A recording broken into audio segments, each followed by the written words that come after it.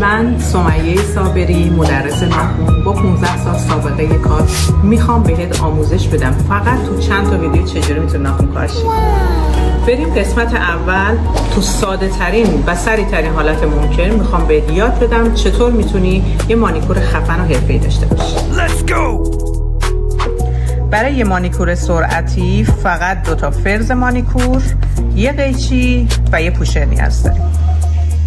با پوشر کوتیکولا رو هول میدیم به سمت عقب، یه مقدار باز بشه، پودر بچه رو میریزین، حتما 1 دقیقه بهش زمان بدین، بعد با فرچه تمیزش بکنید.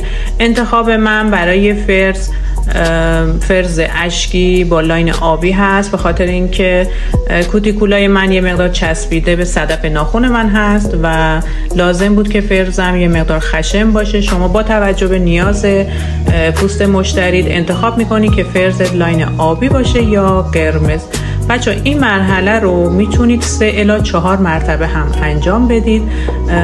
هر باری هم که انجام میدید حتما با فرچه زیر کوتیکول ها رو تمیز بکنید و بعدش هم میایین با قیچی کوتیکول ها رو کات میکنین. خیلی با دقت و ظرافت این کار رو انجام بدین و میتونید یه مانیکور تمیز داشته باشید.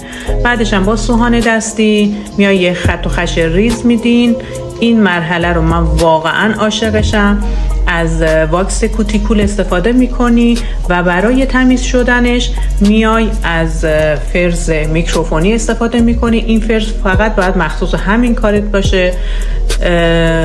چند مرحله میای ماساژ میدیم تا زمانی که یه پوست کاملا تمیز ببینین، ولی نباید خیلی هم آسیب بزنی به پوست مشتریت و در پایان کار با یه پد و الکل تمیزش میکنین.